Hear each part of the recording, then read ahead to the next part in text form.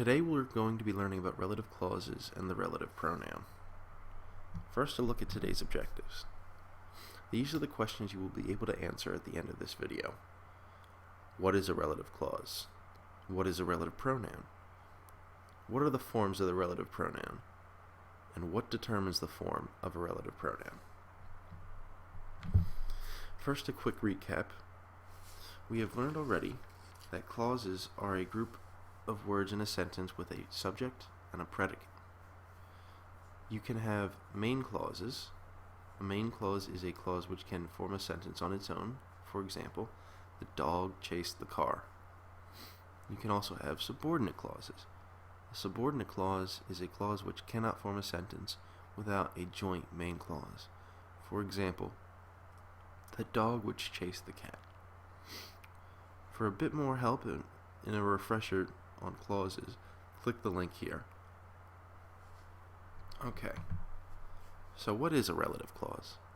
A relative clause is a type of subordinate clause. Relative clauses are descriptive clauses that modify or explain nouns or noun phrases. For example, the girl played a game which her sister taught her. In this English sentence, which her sister taught her is the relative clause in the sentence.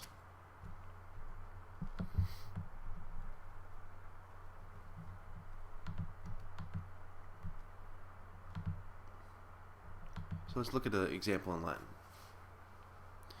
Cornelia est puella Romana, quae in Italia habitat. Pause this video here and translate the sentence as best you can.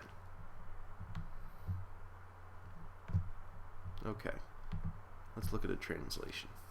Cornelia est puella Romana, quae in Italia habitat. Cornelia is a Roman girl who lives in Italy. In this sentence, quae in Italia habitat, who lives in Italy, is the relative clause. Relative clauses are introduced by relative pronouns. In our example, quae is the relative pronoun, meaning who.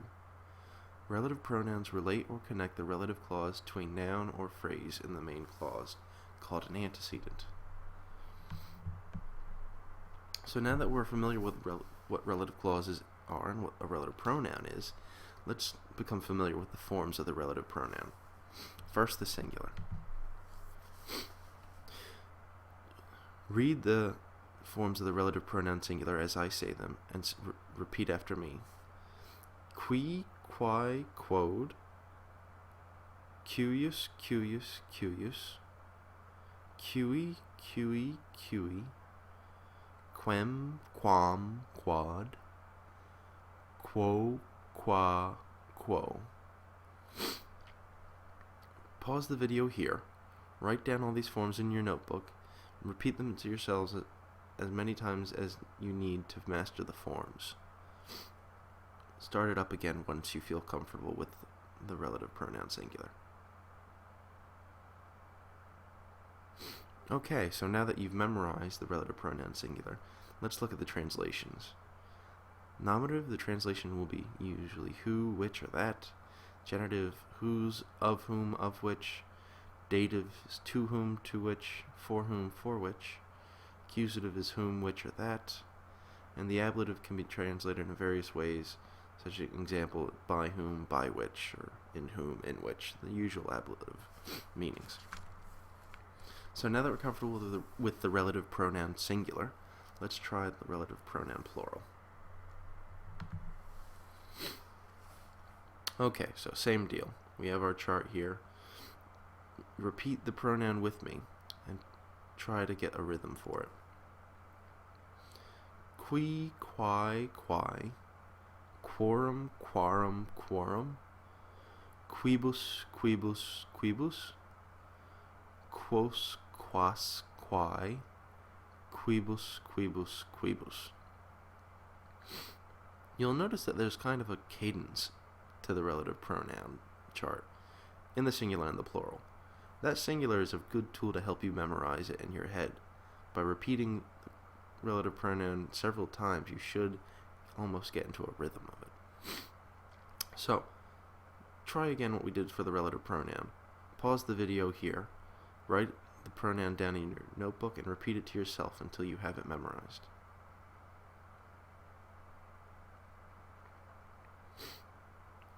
Okay, so now that you should be relatively familiar with the relative pronoun, you know all its forms and the meanings of the forms. Note actually that the meanings of the forms are the same in the singular and plural. And you'll also notice the similarities of the forms in genitive and in dative and ablative in the plural, and in genitive and dative in the singular. These similarities should help give you a nice little shortcut to remember the pronoun. So now we have one last question. Which form? You'll have all these different forms of relative pronouns, but you'll see them used in different ways in a sentence. What determines which form is used in a sentence of the relative pronoun? Well, it's a little tricky. The gender and number of the relative pronoun is chosen by its antecedent, the noun in the main clause that it's referring to, or modifying. The case of the relative pronoun is required by the functioning of the relative pronoun in its own clause. Therefore, if a relative pronoun is being used as a subject in a relative clause, it'll take the nominative. If a relative clause is being used as the direct object, in its relative clause, it'll take the accusative. In our earlier example, quae is feminine singular because of its antecedent, puella romana, and nominative because it is the subject of its own clause. So now, let's remember our objectives. Our 4 questions. What is a relative clause? What is a relative pronoun? What are the forms of the relative pronoun? And what determines the form of a relative pronoun? Can you answer all of these questions? If not, play this video again until you feel comfortable with the concepts. You'll have seen several links throughout the video giving you a bit of extra help in different concepts.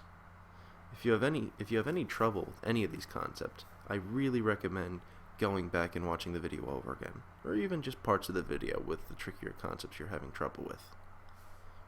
We'll talk about the rest of it tomorrow during class.